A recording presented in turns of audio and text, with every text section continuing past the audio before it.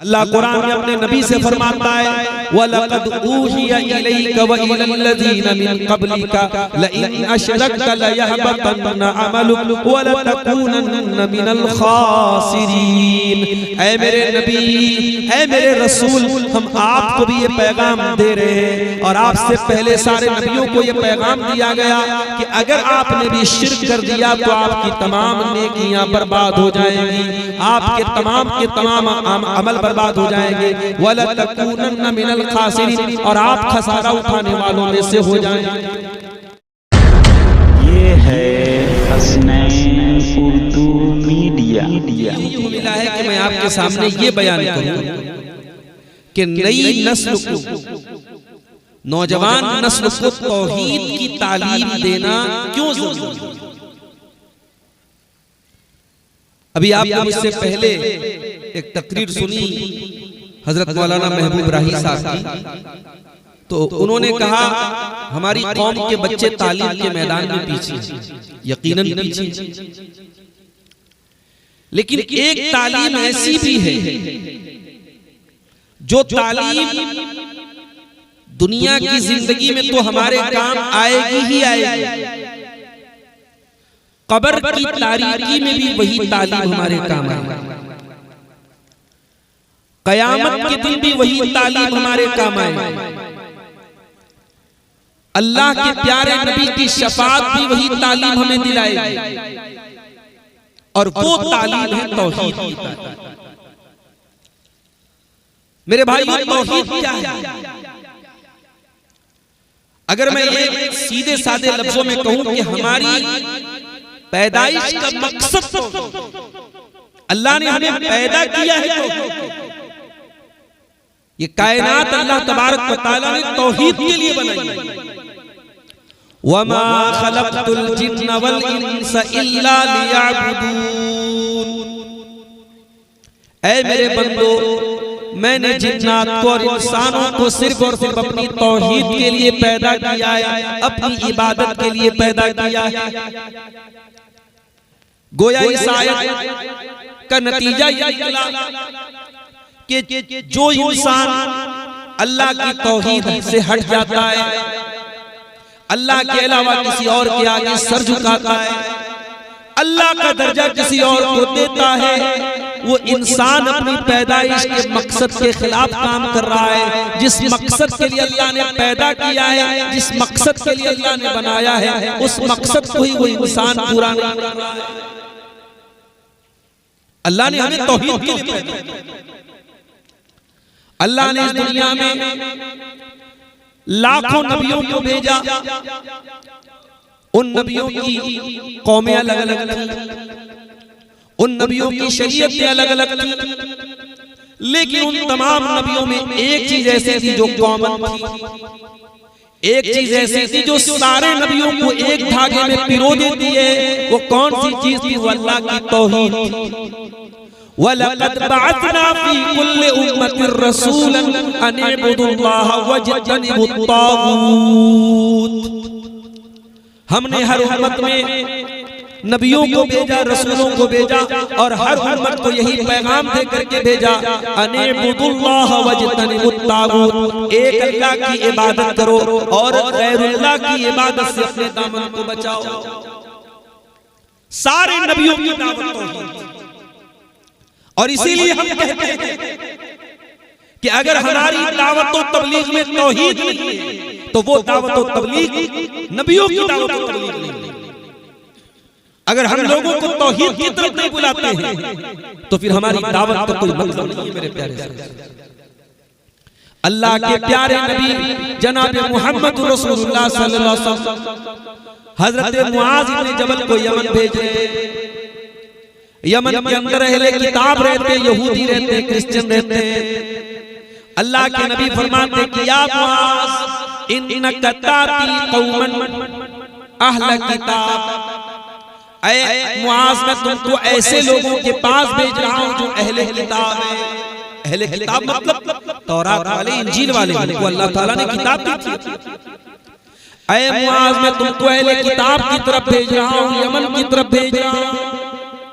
वहां जाकर के तुमको अल्लाह के दीन की दावत देना है, इस्लाम का पैगाम फैलाना है, इस्लाम की दावत को आम करना है। फलयकुन अव्वल मा तदऊहुम इलैहि शहादतु अल्ला इलाहा इल्लल्लाह। ऐ मुआज़, सबसे पहली दावत जो तुम्हें वहां जाकर के लोगों को देना है वो अल्लाह ताला की तौहीद की दावत देना है। उनको जाकर के ये बताना है कि अल्लाह के सिवा कोई इबादत के लायक नहीं है। तौहीद की दावत सबसे पहले। इसका मतलब ये हुआ कि हमारी तबलीग और हमारी दावत का आगाज तौहीद से होना चाहिए। अगर हमारी दावत में तौहीद नहीं है तो हमारी दावत सुन्नत के खिलाफ है, हमारी दावत रसूल के बताए हुए मनहज के खिलाफ है। ये तौहीद इतनी इंपॉर्टेंट चीज है मेरे भाई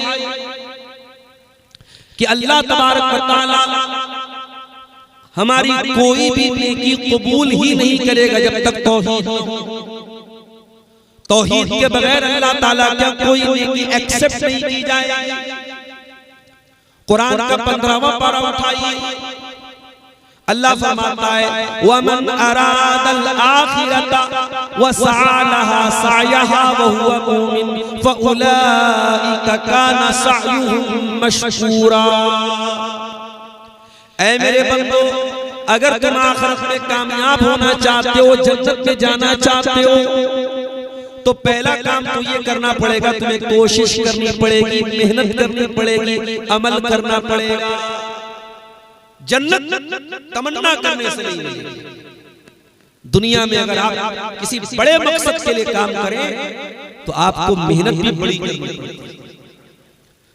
सुबह सुबह आप निकलिए, कभी देखिए हाईवे के ऊपर कुछ नौजवान लड़के, सर्दी हो गर्मी हो कोई मौसम हो, सुबह सुबह वॉक कर रहे हैं, दौड़ रहे हैं। जाके पूछो भाई तुम इतनी मेहनत क्यों कर रहे हो, सुबह 3 बजे उठ करके ये क्या कर रहे हो? जवाब मिलेगा साहब हम आर्मी की तैयारी कर रहे हैं, हम पुलिस की तैयारी कर रहे हैं। हमारे उत्तर प्रदेश में प्रयागराज में, इलाहाबाद में बहुत सारे कोचिंग सेंटर्स हैं जो आईएएस की तैयारी कर रहे हैं, आईपीएस की तैयारी कर रहे हैं। पटना में आपको बहुत सारे इंस्टीट्यूट मिल जाएंगे। सिविल सर्विसेज की तैयारी करने वाले 18 घंटे पढ़ते हैं और तब जाकर के कई अटेम्प्ट के बाद वो उस एग्जाम को या उस प्रोसेस को पार करते हैं। दुनिया का एग्जाम, दुनिया की कामयाबी, दुनिया का कोई बड़ा मिशन पाने के लिए हमें मेहनत भी बड़ी करनी पड़ती है। और मुसलमान ये समझता है कि भाई जन्नत में जाना है तो बस नारे लगा दो, जन्नत में चले जाओ, नबी का नाम आए झूम जाओ, जन्नत में चले जाओ। वमन अरादल आखिरता वसअ लहा सअयहा वहुवा मुमिन, जो आखिरत को चाहता है, आखिरत में कामयाब होना चाहता है और उसके लिए कोशिश करता है, वहुवा मुमिन, और वो ईमान वाला होता है, तौहीद वाला होता है, फउलाइका काना सअयुहुम मशकूरा।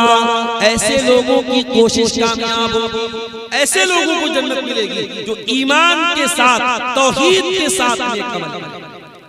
अल्लाह के तौहीद के बगैर किसी नेकी का कोई मतलब नहीं है।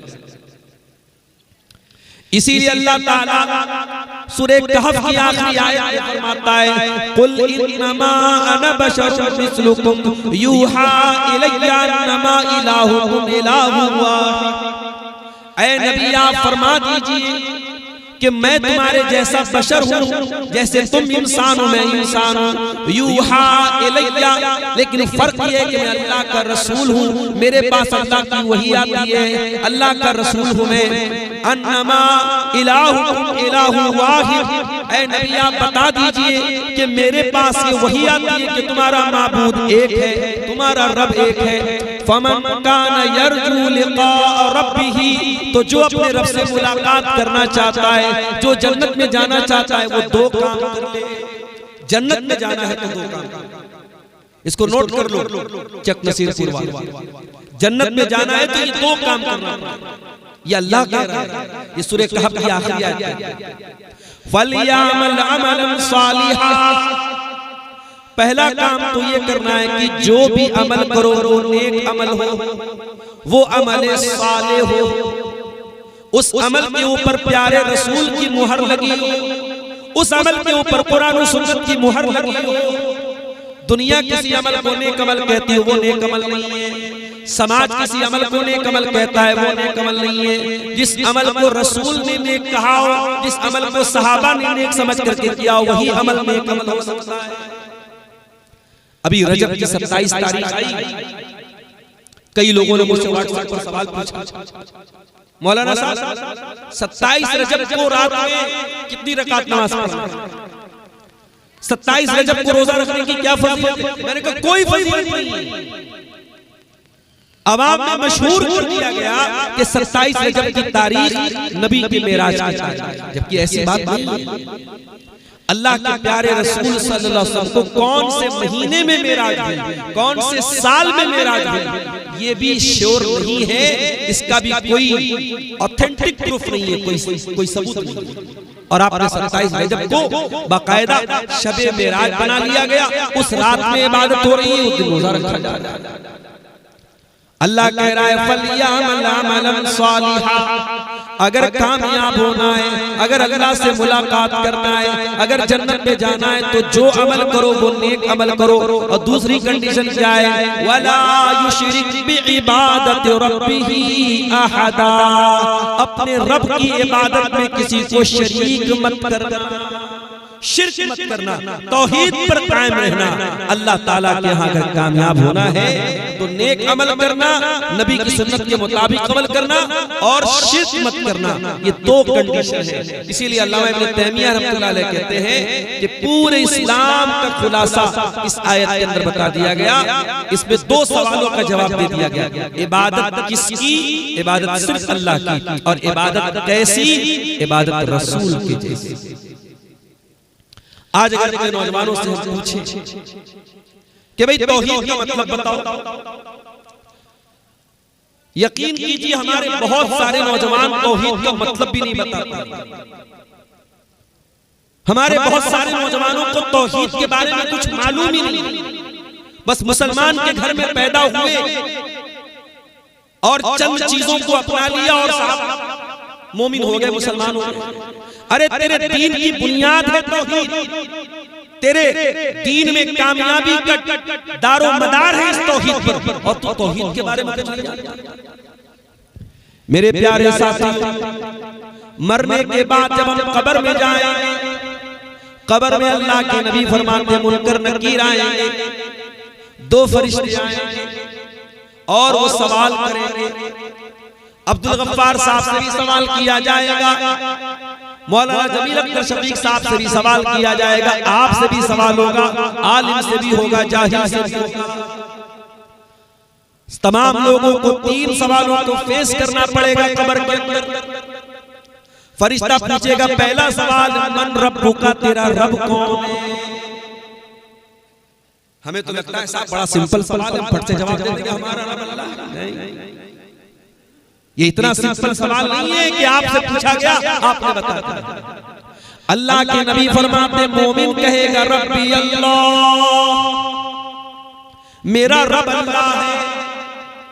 फरिश्ता सवाल पूछेगा मन नबियों का, तेरे नबी कौन है। मोमिन कहेगा मेरे नबी मोहम्मद सल्लल्लाहु अलैहि वसल्लम है। फरिश्ता पूछेगा माँ दीनों का, तेरा दीन क्या है। मोमिन कहेगा मेरा दीन इस्लाम है। फरिश्ता पूछेगा तुझे इन तीनों सवालों का जवाब कैसे पता चला।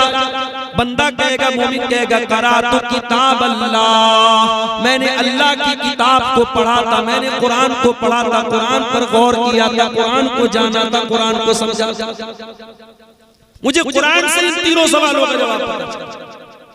और जो काफिर होगा, जो मुनाफिक होगा, वो इन तीनों सवालों का जवाब नहीं दे पाएगा। वो हर सवाल के जवाब में कहेगा हा ला अदरी, हाय हाय मैं नहीं जानता। वो कहेगा जो लोग कहते थे मैं कहता था, मुझे न कलमा का मतलब पता, ना रब का मतलब पता, न दीन का मतलब पता, न रसूल का मतलब। जो लोग कहते थे मैं कहता था। माफ करना मेरे प्यारे साथ, आज हमारा हाल भी कुछ ऐसा ही हो चुका। हम कौन से इस्लाम को फॉलो करते हैं जो लोग कह रहे हैं। हम दीन के मामले में जरा से भी सेंसिटिव नहीं।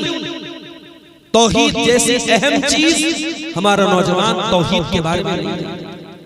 मैं एक तरफ से अगर हाथ उठा के पूछूं अपने उन नौजवानों से जो 25 साल के हो चुके हैं, 30 साल के हो चुके हैं, जिंदगी में बहुत कुछ कर चुके हैं, बहुत कुछ बना चुके हैं, उनसे पूछूं कि मेरे भाई आज तक आपने अपनी जिंदगी में तौहीद के ऊपर कोई किताब पढ़ी क्या? मैं आपको शर्मिंदा नहीं करने जा रहा हूं, लेकिन अगर मैं पूछूं तो मेरे बहुत सारे नौजवान जवाब ही नहीं दे पाएंगे उन्होंने आज तक अपनी जिंदगी में तौहीद पर कोई किताब नहीं पढ़ी। जो आपके इस्लाम का सबसे बड़ा टॉपिक है, जो कुरान का टॉपिक है, जो आपकी नजात जिस मौजू पर टिकी हुई है, आपको उस मौजू पर आज तक जिंदगी में कोई किताब पढ़ने की भी तौफीक नहीं।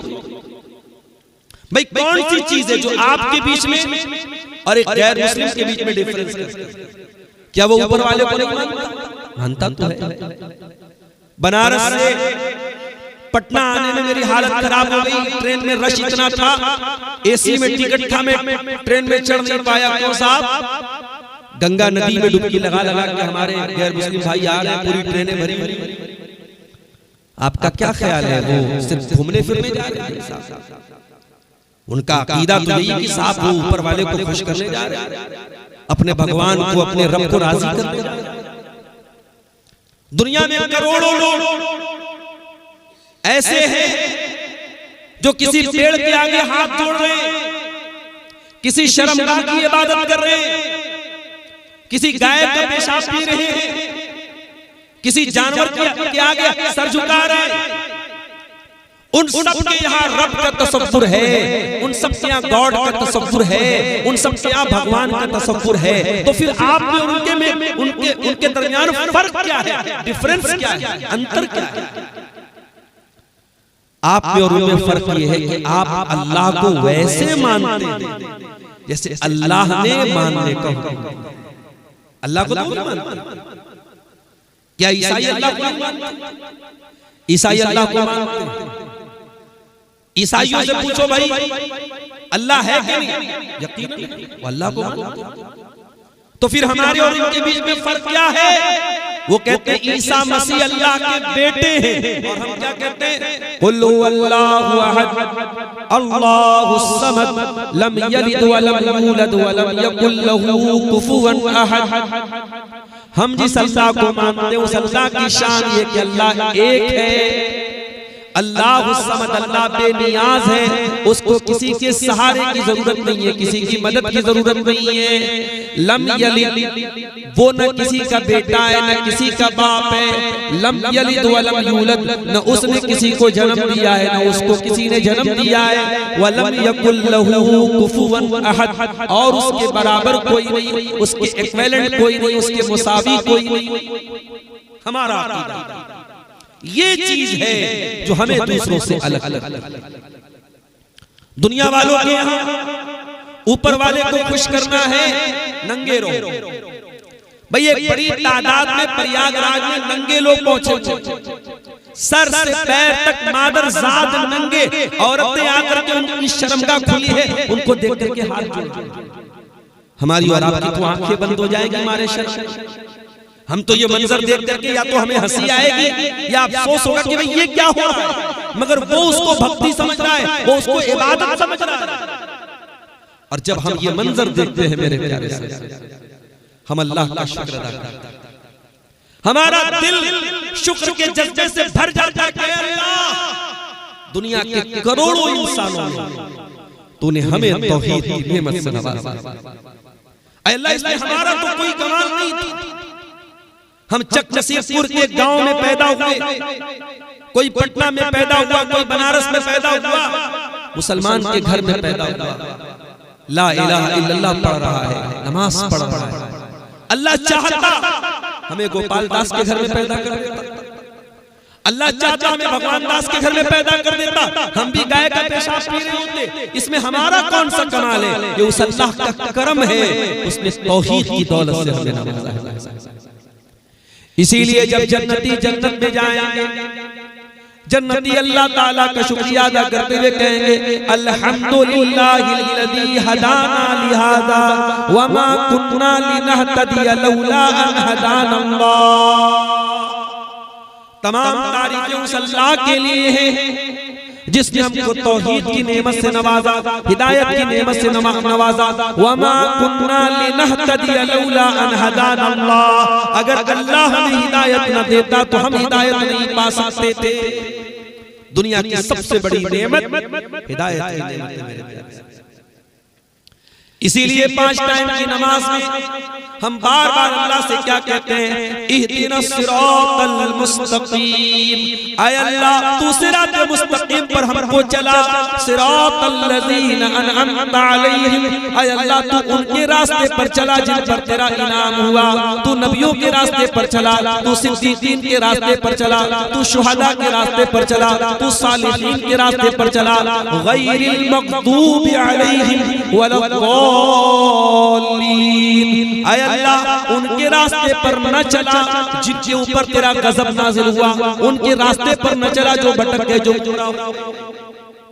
ये वो दुआ है, सूरह फातिहा दुआ है मेरे भाई, और सबसे जामे दुआ है, सबसे बेहतरीन दुआ है। हम 5 टाइम की नमाज में सिर्फ फर्ज नमाज में 17 बार ये दुआ मांगते।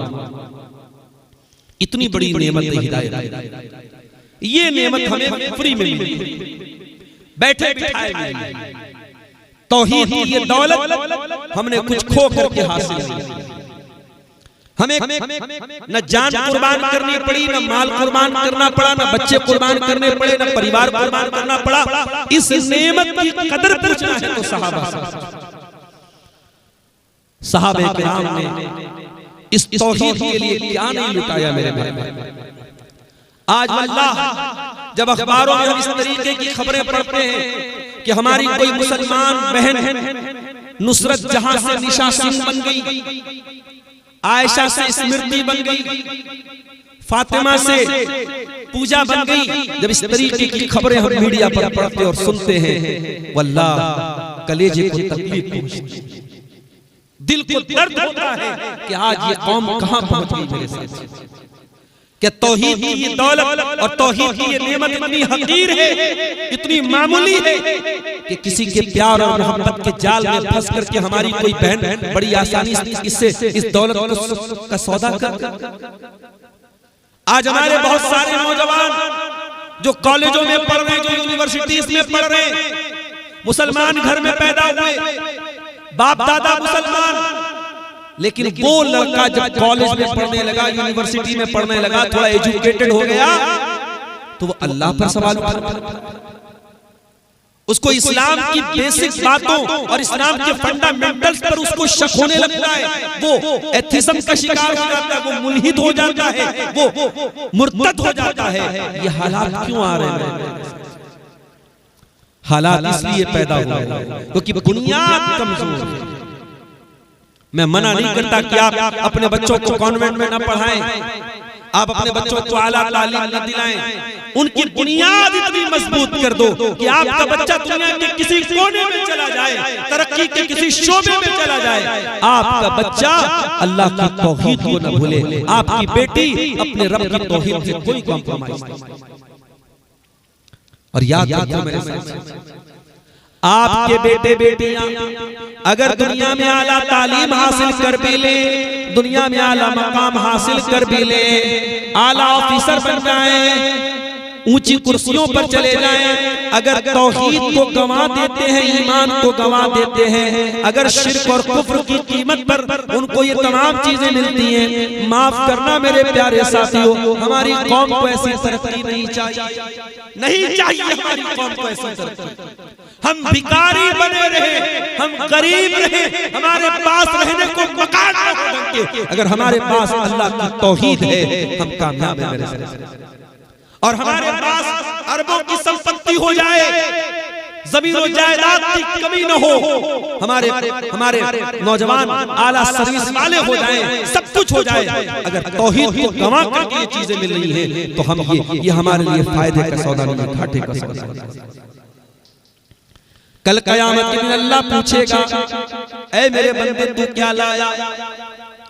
हम तो बहुत ज्यादा मुत्तकी नहीं है, बहुत ज्यादा परहेजगार नहीं है, बहुत ज्यादा नमाजी नहीं है। ऐ अल्लाह बहुत ज्यादा रोजा नमाज तो लेके नहीं आए हैं, बहुत ज्यादा मुत्तकी तो नहीं है। ऐ अल्लाह नेकियों का बहुत ज्यादा पिटारा तो हमारे पास नहीं है, लेकिन ऐ अल्लाह तेरी तौहीद लेकर के आए हैं। ऐ अल्लाह ये पेशानी झुकी है तो तेरे दर पे झुकी है।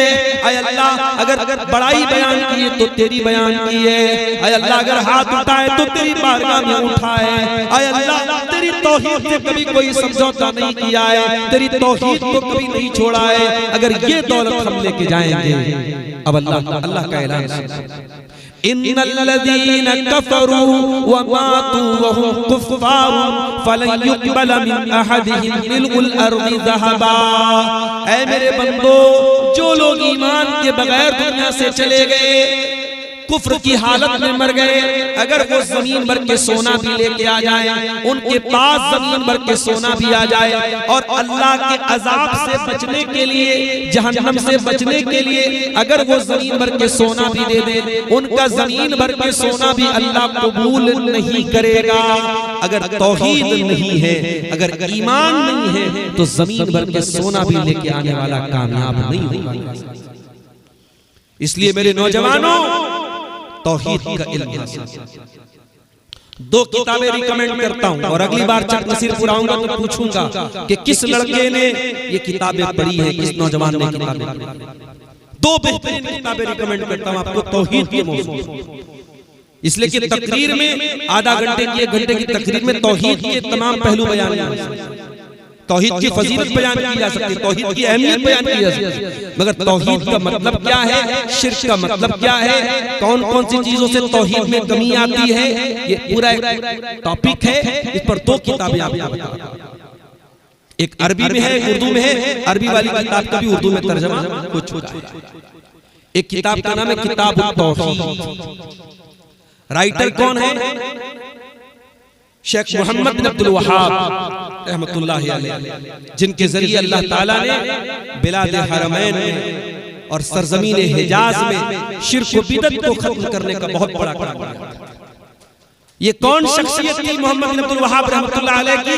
इनके बारे में अगर पढ़ना है, मौलाना अबुल हसन अली मियां नदवी रहमतुल्लाह अलैह की किताब तारीख दावत व अजीमत, उसकी 5 जिल्दें हैं, उसमें से एक जिल्द पर उन्होंने मुकम्मल गुफ्तगू की, उसको आप। यह मौलाना मसूद आलम नदवी की किताब है, शेख मोहम्मद बिन अब्दुल वहाब एक मजलूम मुस्लिह, वो किताब आपको, उनकी किताब है किताब तौहीद।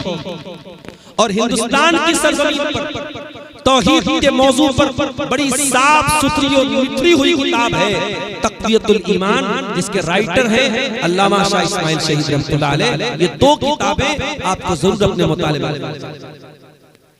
मेरे भाइयों, तौहीद वो चीज है कि जब एक बाप अपने बेटे को नसीहत करे तो सबसे पहले तौहीद की नसीहत। कुरान करीम में अल्लाह ताला ने हजरत लुकमान का वाक़या बयान किया। हजरत लुकमान कौन थे? अल्लाह के एक नेक बंदे थे, वो नबी नहीं थे। ये बात नोट कर लीजिए कि लुकमान नबी नहीं थे, अल्लाह के एक नेक बंदे थे। उनके नाम पर कुरान में एक सूरत मौजूद है। और क्यों मौजूद है? क्योंकि लुकमान को अल्लाह ताला ने हिकमत दी थी, बहुत हिकमत वाले थे, बहुत जीनियस इंसान थे। अल्लाह ताला ने उनको बहुत जीनियस बनाया। हजरत लुकमान अपने बच्चे को नसीहत करते हैं, और उन्होंने अपने बच्चे को जो नसीहत की थी, वो नसीहत इतनी कीमती थी कि अल्लाह ताला ने कुरान और नसीहतों को बयान कर दिया है। हजरत लुकमान जब अपने बच्चे को नसीहत करते हैं तो पहली नसीहत क्या करते हैं? व इज़ क़ाल लुकमान लिब्निही व हुवा यईदुहु या बुनय्या ला तुशरिक बिल्लाह इन्नश्शिर्क लज़ुल्मुन अज़ीम। हजरत लुकमान अपने बच्चे को पहली नसीहत करते हैं कि ऐ मेरे बच्चे, तू अल्लाह के साथ किसी को शरीक न करना। ऐ मेरे बच्चे, शिर्क दुनिया का सबसे बड़ा जुल्म है, शिर्क दुनिया का सबसे बड़ा पाप, शिर्क से बड़ा कोई गुनाह नहीं। दुनिया का सबसे बड़ा गुनाह शिर्क। और ये वो गुनाह है कि अगर आप दुनिया से शिर्क करके चले गए तो आपकी कोई नेकी अल्लाह ताला के कबूल नहीं। अल्लाह कुरान में अपने नबी से फरमाता है वलक़द ऊहिया इलैका व इलल्लज़ीना मिन क़ब्लिका लइन अशरकता लयहबतन्न अमलुक व लतकूनन्न मिनल खासिरीन। ऐ मेरे नबी, ऐ मेरे रसूल, हम आपको भी ये पैगाम दे रहे हैं और आपसे पहले सारे नबियों को ये पैगाम दिया गया कि अगर आपने भी शिर्क कर दिया तो आपकी तमाम नेकियां बर्बाद हो जाएंगी, आपके तमाम अमल बर्बाद हो जाएंगे। वला तकूनन्न मिनल खासिरीन, और आप खसारा उठाने वालों में से हो जाएंगे। सूरह अनाम के अंदर अल्लाह ताला ने 18 नबियों का जिक्र करने के बाद फरमाया वलौ अशरकू लहबिता अन्हुम मा कानू यामलून। अगर हमारे ये 18 पैगंबर भी अगर शिर्क कर देते तो इनके तमाम अमल बर्बाद हो जाते, इनकी नेकियां बर्बाद हो जाती। मेरे प्यारे साथियों, तौहीद के बगैर अल्लाह ताला क्या आपकी किसी नेकी का कोई मतलब नहीं है, और शिर्क करके अगर कोई गया है तो अल्लाह ताला का वो कभी कामयाब नहीं हो सकता। इन्नहु मन युश्रिक बिल्लाहि फक़द हर्रमल्लाहु अलैहिल जन्नह व मअवाहुन नार व मा लिज़्ज़ालिमीन मिन अंसार। जो शिर्क करके दुनिया से जाएगा, अल्लाह फरमाता है उसके लिए जन्नत हराम हो जाएगी, उसका ठिकाना जहन्नम होगा, और ऐसे जालिमों का कोई मददगार नहीं। ये है तौहीद। और यहां एक बात और नोट कर लीजिए, जिसको तौहीद की अहमियत पता चल जाए, जिसके दिल में तौहीद की मोहब्बत पैदा हो जाए, तो फिर ये वो सौदा है जो दिल से जल्दी उतरता नहीं है। मेरे साथ दिल में अगर तौहीद की मोहब्बत पैदा हो गई तो फिर इस राह में सब कुछ गंवा करके भी आपको नुकसान महसूस नहीं होगा। आपको लगेगा यार इतनी बड़ी दौलत के लिए जान क्या चीज। आइए मैं कुछ मिसालें आपको देता हूं। मूसा अलैहिस्सलाम फिरौन के दरबार में खड़े, सामने जादूगर है, जादूगरों से मूसा अलैहिस्सलाम का मुनाजरा होने वाला है, मुकाबला होने वाला है। फिरौन ने जादूगरों से वादा किया है, ऐ जादूगरों, अगर तुमने मूसा को हरा दिया हम तुमको अपना मुकर्रब बना लेंगे, अपना करीबी बना लेंगे, तुमको बड़ा इनाम देंगे। मूसा अलैहिस्सलाम ने जादूगरों से कहा कि पहले तुम अपना जादू दिखाओगे या पहले मैं अपना अमल करके दिखाऊं। जादूगरों ने कहा ठीक है, पहले हम अपना अमल दिखाते हैं। जादूगरों ने अपनी रस्सियों को जमीन पर फेंका, उनकी रस्सियां सांप बन गई। मूसा अलैहिस्सलाम देख करके डर गए, मूसा अलैहिस्सलाम देख करके डर गए। अल्लाह ने फरमाया ला तखफ, मूसा डरो नहीं, ऐ मूसा डरो नहीं, हम अनकरीब उनके जादू को बातिल कर देंगे।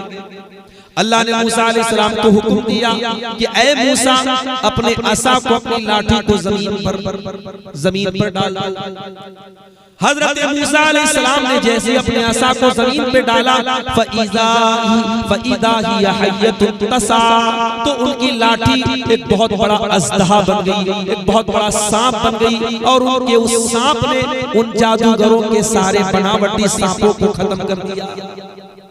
मूसा अलैहिस्सलाम का आसा एक अज़दहा बन गया, और जादूगरों ने जादू से जो लोगों की नजर को बंद कर दिया था और जो रस्सियों को जादू सांप की शक्ल बना दिया था, मूसा अलैहिस्सलाम के आसा ने उन सबको निगल गया, सबको खत्म कर दिया। कुरान कहता है फउल्कियस सहरतु साजिदीन, ये मंजर देख करके सारे के सारे जादूगर सजदे में गिर पड़े। क़ालू आमन्ना बिरब्बिल आलमीन, रब्बे मूसा व हारून, और सारे जादूगर ईमान ले आए और कहने लगे हम रब्बुल आलमीन के ऊपर ईमान लाते हैं, हम मूसा और हारून के रब पर ईमान लाते हैं। गौर करो, जादूगर थे, उन्हें मालूम था मैजिक क्या है, जादू क्या है। वो ये समझ गए कि मूसा अलैहिस्सलाम ने जो दिखाया है वो जादू नहीं है, वो अल्लाह का मोजज़ा है, वो अल्लाह की कुदरत है, वो अल्लाह का पावर है। अल्लाह को पहचान गए और सारे जादूगर सजदे में गिर पड़े और मूसा अलैहिस्सलाम पर ईमान लाए। अब जरा एक मिनट के लिए गौर करो मेरे प्यारे साथियों, जैसे ही ये जादूगर ईमान लाए, अब फिरौन का दिमाग खराब हो गया। फिरौन ने कहा इन्ना हाज़ा लमकरुम मकरतुम, ऐ जादूगरों ये तो तुम्हारी पहले से प्लानिंग थी, जो तुमने मूसा के साथ तुमने पहले से साठगांठ की थी। तुम पहले से साठगांठ करके आए हो और आकर के मेरे सामने नाटक कर रहे हो। लउक़त्तियन्ना अयदियकुम व अर्जुलकुम मिन खिलाफ व लउसल्लिबन्नकुम अजमईन। ऐ जादूगरों, तुम सबके हाथ पैर में कटवा डालूंगा और तुम सबको सूली पर चढ़ा दूंगा। जादूगरों को ईमान लाए अभी 5 मिनट भी नहीं हुआ है। 5 मिनट के ईमान की ताकत देखो मेरे प्यारे साथी। हम और आप तो पैदाइशी मुसलमान हैं। हमारे दिल में ईमान की कितनी मोहब्बत है, तौहीद की कितनी मोहब्बत है। जरा कंपैरिजन कर लो, जरा मुआवजा कर लो, जरा मुकाबला कर लो। अभी जादूगरों को ईमान लाए 5 मिनट हुआ है, ईमान की मोहब्बत उनके दिल में कैसे पैदा हो चुकी है। फिरौन धमकी दे रहा है, ऐ जादूगरों, तुम्हारे हाथ पैर कटवा डालूंगा, तुमको सूली पे चढ़ा दूंगा। जादूगर कहते ला बैरा इन्ना इला रब्बिना मुनक़लिबून। ऐ फिरौन, मेरे हमारे हाथ पैर तू कटवा दे, हमारी गर्दनें तू उड़ा दे, हमें सूली पे चढ़ा दे, हमें कोई फर्क पड़ने वाला नहीं है। इन्ना इला रब्बिना मुनक़लिबून, हमें तो मर करके अपने रब के पास ही जाना है। इन्ना नतमउ यग़फ़िर लना रब्बुना ख़तायाना अन कुन्ना अव्वलल मुमिनीन। ऐ फिरौन, हम तो अपने रब से यही उम्मीद रखते हैं कि ऐ अल्लाह, तेरे ऊपर सबसे पहले बनी इस्राइल में ईमान लाने वाले हम हैं। ऐ अल्लाह, फिरौन की कौम में सबसे पहले ईमान लाने वाले हम हैं। ऐ अल्लाह, इसी यही उम्मीद है कि हमारे ईमान को हमारी मग़फ़िरत का जरिया बना दे। हम तो यही उम्मीद लेके अल्लाह के पास जाने वाले हैं। ऐ फिरौन, तुझे जो करना है तू कर ले, तुझे सूली पे चढ़ाना है तू चढ़ा दे, हमें कोई फर्क पड़ने वाला नहीं है। ये होती है तौहीद। बुज़दिलों के काम की चीज नहीं। बुज़दिल की तौहीद मजबूत नहीं। तौहीद पर चलने वाला बुज़दिल नहीं। तौहीद तो जाबाजों की पूंजी है मेरे प्यारे। आज हमारी माए बहनें किसी के प्यार और मोहब्बत में अंधी हो जाती है। फरवरी का महीना चल रहा है, मेरे मोबाइल पर लोग व्हाट्सएप पर मैसेज करके बता रहे, मौलाना बड़ी बेहयाई होती है इस महीने। कोई बताने लगा 14 फरवरी की तारीख तो पूरी दुनिया में मोहब्बत के नाम पे मनाई जाती है। उसके पहले भी 4-5 दिन जो होते हैं, किसी दिन किस डे है, किसी दिन टेडी डे है, किसी दिन चॉकलेट डे, किसी दिन रोज डे। ये आज हमारी नौजवान नस्ल मना रही है मेरे प्यारे साथी। ओ मेरे नौजवान भाई और बहनों, ये जिंदगी अल्लाह की अमानत है। इस जिंदगी को इतना हकीर न बनाओ कि ये मोहब्बत के झूठे नाम पर ज़िनाकारी और बदकारी करने के लिए अपनी जिंदगी को दांव पे लगाओ। ओ मेरी प्यारी माँ बहनों, आओ मैं तुमको बताता हूँ कि तौहीद की अहमियत क्या है। एक औरत थी जिसका नाम सुमैया बिन्त खय्यात। 50 से 55 साल उम्र है उस औरत की, बूढ़ी हो चुकी है। उसका जवान बेटा नाम अम्मार है, उसका शौहर नाम यासिर है। दोनों बाप बेटे रस्सी से बांध दिए गए हैं और सुमैया को अलग रस्सी से बांधा गया है। और बांधने वाला कौन है? इस उम्मत का फिरौन अबू जहल है। और अबू जहल कहता है कि ऐ सुमैया, तेरा जवान बेटा तेरे सामने मौजूद है। ऐ सुमैया, तू मोहम्मद के दीन को छोड़ दे, तू इस्लाम को छोड़ दे, वरना ऐ सुमैया, तेरे जवान बेटे के सामने तुझे हम नंगा कर देंगे बेलिबास। अल्लाह, एक माँ के लिए इससे बढ़ के क्या अज़ियत होगी। एक माँ को उसके जवान बेटे के सामने बेलिबास कर दिया जाए, नंगा कर दिया जाए। ओ लोगों, सुमैया बिन्त खय्यात अपने जवान बेटे के सामने नंगा हो जाना गवारा कर लेती हैं, बेलिबास हो जाना गवारा कर लेती हैं, मगर तौहीद को छोड़ना गवारा नहीं करती। अल्लाह की तौहीद से कोई समझौता नहीं करती। सुमैया को नंगा कर दिया अबू जहल ने। अम्मार की आंखें बंद हो गई। मेरी बूढ़ी माँ को मेरी आंखों के सामने बेलिबास कर दिया गया। ओ लोगों, तुम्हें तो तौहीद फ्री में मिली है, तुम तौहीद की कदर क्या जानो? तौहीद की कदर तो सहाबे किराम से पूछो मेरे साथ। जवान बेटे के सामने उसकी माँ को नंगा कर दिया गया। और इतने पर बस किया अबू जहल ने कहा है सुमैया आखिरी बार दे रहा हूं, अगर तूने मोहम्मद का दीन न छोड़ा मैं तेरी जान ले लूंगा। सुमैया कहां दीन को छोड़ने वाली थी, कहां तौहीद को छोड़ने वाली थी। अबू जहल ने पर्ची उठाई, नेजा उठाया और सुमैया के बदन पे दे मारा, उनकी शर्मगाह के ऊपर दे मारा और इस्लाम की राह में पहला खून बहाने वाली खातून बन जाती है सुमैया बिन्त खय्यात रज़ी अल्लाह ताला अन्हा। वो मेरी प्यारी माँ बहनों, ये तौहीद तो वो चीज है जिसको बचाने के लिए सुमैया ने जान दे दी, सुमैया ने शहादत की मौत हासिल कर ली मेरी प्यारी माँ बहनों। और आज इस तौहीद को प्यार और मोहब्बत के नाम पे आज हमारी बहनें गंवा रही। तौहीद ओ मेरे नौजवान भाई, आज अपने कपड़े पर बड़ी मेहनत करते हो, अपने चेहरे पर बड़ी मेहनत करते हो, अपने हेयर स्टाइल पर बड़ी मेहनत करते हो, बहुत शौक है अपने आप को हैंडसम दिखने का, अपने आप को स्मार्ट दिखने का।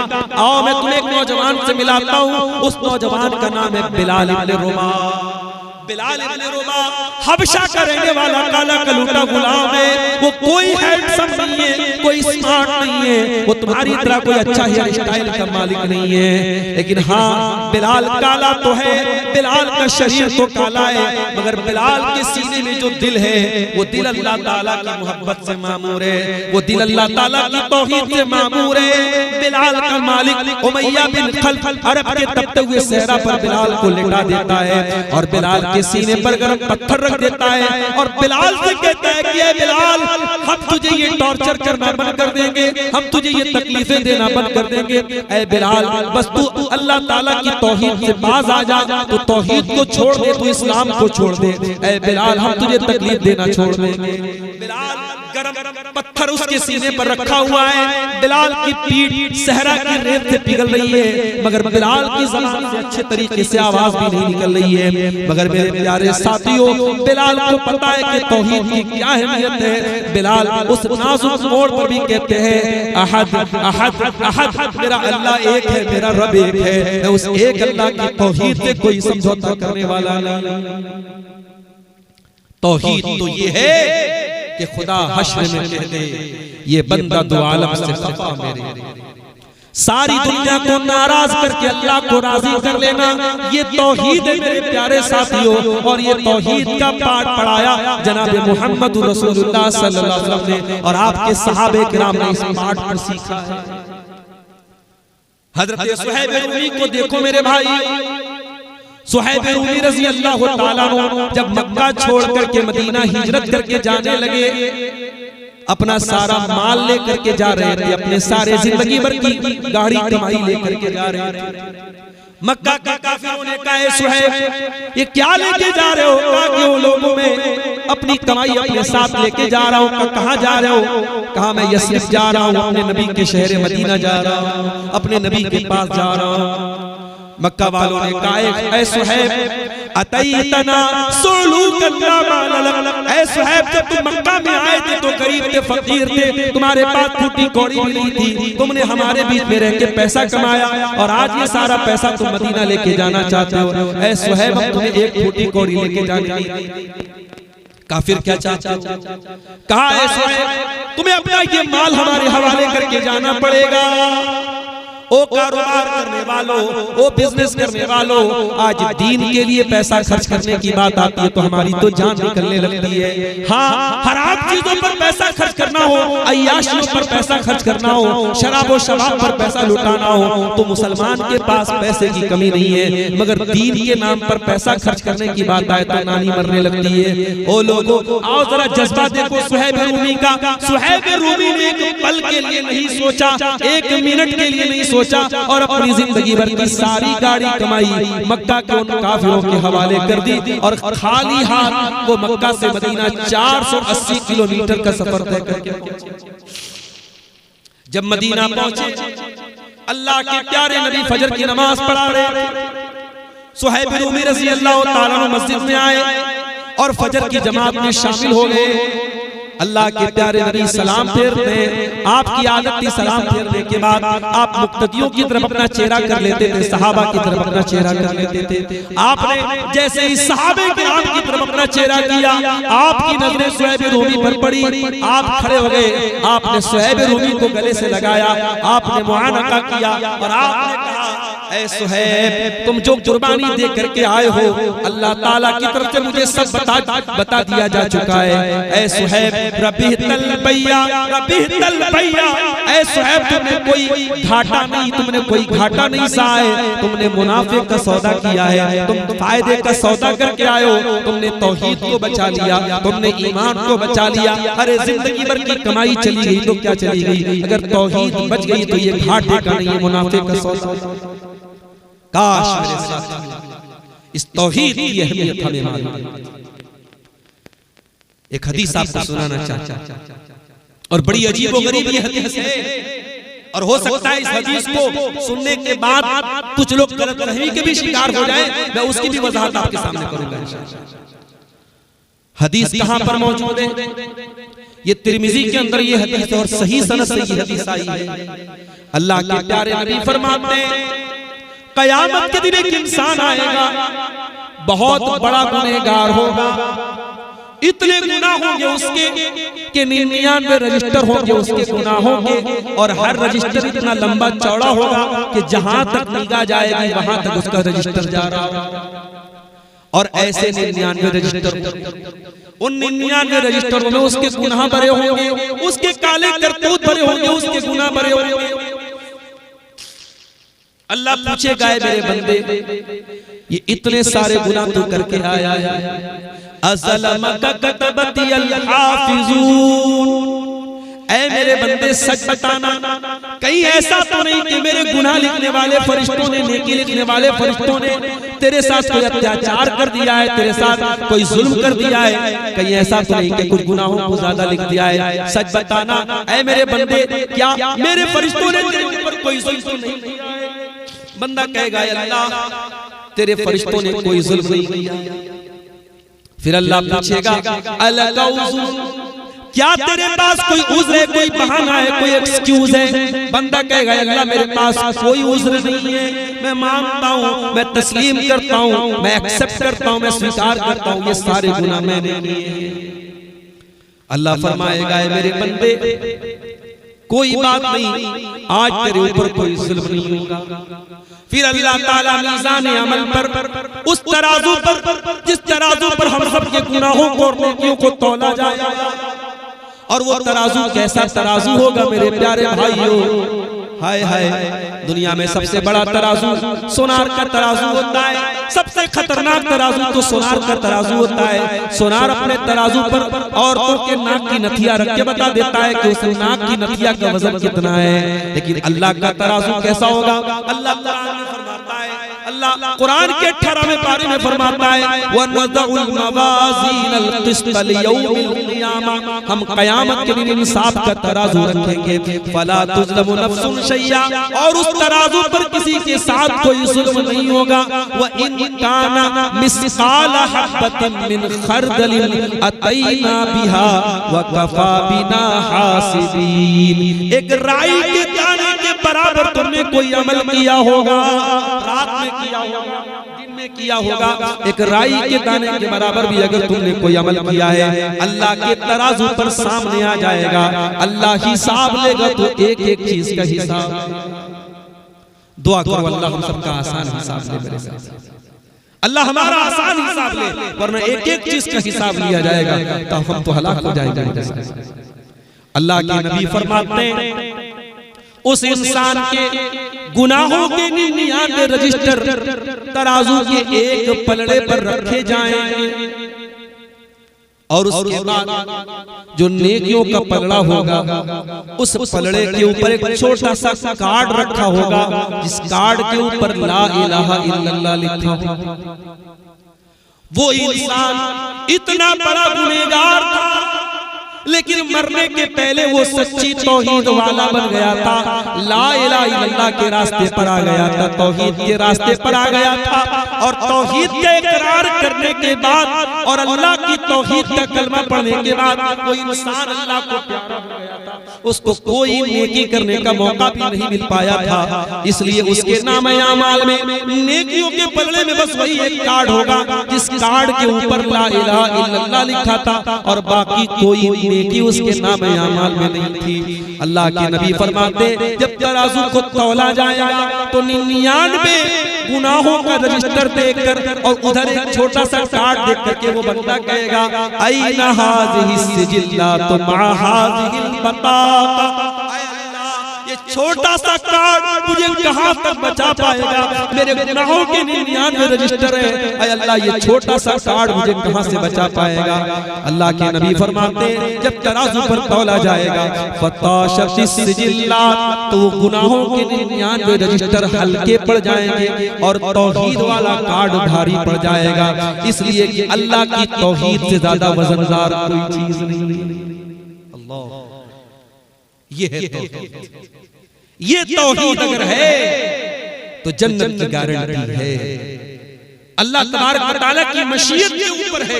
अगर हमसे कुछ गुनाह हुए हैं और हम अल्लाह ताला से तौबा कर लेते हैं, अल्लाह हमें हमारे उन गुनाहों को माफ कर देगा। लेकिन अगर तौहीद पर गए हैं तो जन्नत कन्फर्म है इंशाअल्लाह, और तौहीद नहीं है तो जहन्नम कन्फर्म है। इसलिए इस तौहीद को समझो मेरे भाई। अपने नौजवानों से कहना चाहता हूं कि दीन से जुड़ो तो मजबूती के साथ जुड़ो। दीन के साथ ऐसा रिश्ता ना हो कि बस चलो ठीक है काम चलाओ रिश्ता है, साल में एक बार जलसा करा लिया, मौलाना लोगों को बुला दिया, दावत खिला दी, हो गया। नहीं, दीन से गहरा रिश्ता, दीन से ऐसा रिश्ता हो कि आपका मेंटल रिश्ता भी हो, आपका साइकोलॉजिकल रिश्ता भी हो, आपका कल्चरल रिश्ता भी हो, दीन आपकी जिंदगी में भी हो, दीन आपकी नमाज में भी हो, दीन आपके अखलाक में भी हो, दीन आपके किरदार में भी हो। आज मसला यही है हमारे साथ। हम मस्जिद के अंदर तो दीनदार हैं लेकिन शादी ब्याह में हम दीनदार नहीं। हम नमाज में तो दीनदार हैं लेकिन मार्केट में जब बिजनेस करते हैं तब हम कारोबारी हैं, तब हम दीनदार नहीं हैं। नहीं मेरे साथ मोहम्मद अकरम सल्लल्लाहु अलैहि वसल्लम ने हमें जो दीन दिया है वो दीन हमें बिजनेस करना भी सिखाता है, वो दीन हमें लेन देन करना भी सिखाता है, वो दीन हमें अपनी बीवी का हक अदा करना भी, और हमें फख्र है, हमें नाज है कि अल्लाह ताला ने हमें प्रैक्टिकल दीन दिया है।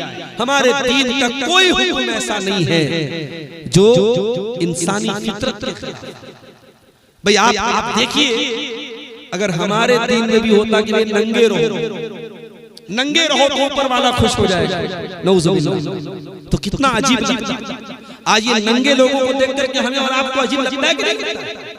आज कितने लोग हैं जो अल्लाह को राजी करने के लिए शादी नहीं करते, अपने आप को दुनिया से आजाद कर लेते कि साहब मेरा दुनिया से कोई लेना देना नहीं। लेकिन हमने जो दीन हासिल किया है, हम जिस दीन पर चलते हैं वो दीन हमें क्या सिखाता है?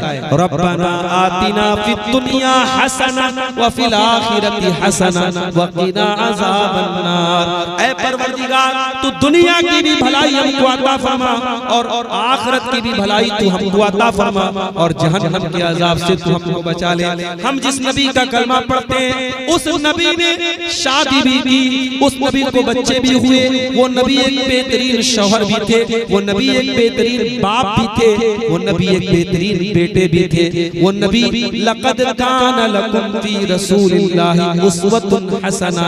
ऐ ईमान वालों हमने अपने रसूल को तुम्हारे लिए नमूना बनाया है, उसवे हसना बनाया है, मॉडल बनाया है। वो नबी हर एतबार से हमारे लिए नमूना बन करके आए। इसलिए मेरे नौजवान साथियों उस नबी की सीरत को पढ़ो, और उस नबी की जब सीरत को आप पढ़ेंगे तो आपको ये मिलेगा कि वो नबी जिए तो तौहीद पर जिए और दुनिया से गए तो तौहीद पर गए, और सारी जिंदगी कुर्बानी देते रहे तो तौहीद ही देते रहे, और दावत देते रहे तो तौहीद ही देते रहे।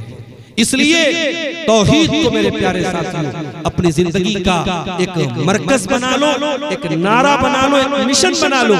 और हाँ, अगर आपके आसपास कुछ ऐसे लोग हैं जो तौहीद से दूर हैं, जो शिर्क कर रहे हैं, जो अल्लाह का इनकार कर रहे हैं, तो उनके उस शिर्क और कुफ्र को देखकर आपके दिल में तकलीफ होनी चाहिए और आपको ये फिक्र होनी चाहिए कि काश ये गैरुल्लाह की इबादत करने वाले ये भी तौहीद के रास्ते पे आ जाए। ये फिक्र भी हमारे नबी के दिल में रहा था।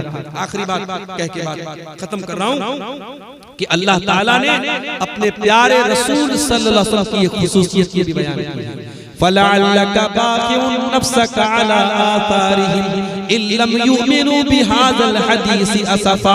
ऐ मेरे हबीब, आपको लोगों के ईमान लाने की इतनी चिंता है, इतनी फिक्र है कि कहीं आप अपने आप को हलाक न कर दे, कहीं आप अपनी जान न दे दे। यानी नबी को लोगों के ईमान की, लोगों की तौहीद की इतनी फिक्र थी कि अल्लाह कह रहा है कि ऐ नबी, आप इस चिंता में, इस फिक्र में अपने आप को इतना घुला रहे हैं, इतना खत्म कर रहे हैं कि कहीं आपकी जान न चली जाए। तो ये हमारे नबी की सुन्नत है कि हम तौहीद पर लोगों को लाने की चिंता करें, कोशिश करें और इसके लिए जो हो सके माल, तन, मन, धन से हम जो कुर्बानी दे सकते हैं करें। मेरे प्यारे साथियों, ये तौहीद की ताल्लुक से और नई नस्ल को तौहीद सिखाने के ताल्लुक से चंद बातें आपके सामने रखी गई। अल्लाह से हम दुआ करते हैं रब्बुल आलमीन हमें तौहीद को समझने की और मरते दम तक तौहीद पर कायम रहने की तौफीक अता फरमा और हमारे वो तमाम भाई जो तौहीद की अहमियत से नावाकिफ है, तौहीद से दूर है, शिर्क में मुब्तला है,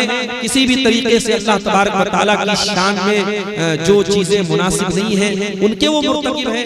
हम अल्लाह से दुआ करते हैं कि अल्लाह ताला ऐसे लोगों को सही समझ अता फरमाए और तौहीद को और उसके तकाज़ों को समझने की तौफीक अता फरमाए। आज का ये प्रोग्राम जो यहाँ मदरसा अय्यूबिया की तरफ से मुनक़िद हुआ, अल्लाह ताला इस मदरसे के तमाम जिम्मेदारों को और बिलखुसूस जिन्होंने इस मदरसे की तामीर की है और अपनी जमीन वक्फ की है और जो लोग इस वक्त इस मदरसे को चला रहे हैं, मैं तमाम लोगों के नाम से वाकिफ नहीं हूँ, मैं तमाम लोगों के हक में दुआ करता हूँ अल्लाह ताला उनकी इस कोशिश को कबूल फरमाए और इस इदारे को मजीद तरक्की अता फरमाए और यहाँ से पढ़ने वाले बच्चों को अपने दीन का अल्लाह ताला सच्चा खादिम बनाए। अल्लाह ताला हम सबको दुनिया में जब तक जिंदा रखे, इस्लाम पर जिंदा रखे और हम सबका खात्मा ईमान पर हो। आमीन व आखिर दावाना अल्हम्दुलिल्लाहि रब्बिल आलमीन वस्सलामु अलैकुम व रहमतुल्लाहि। अगर हमारी वीडियो अच्छी लगी तो हसनैन उर्दू मीडिया को लाइक करें, कमेंट करें, शेयर करें और सब्सक्राइब करना बिल्कुल ना भूलें।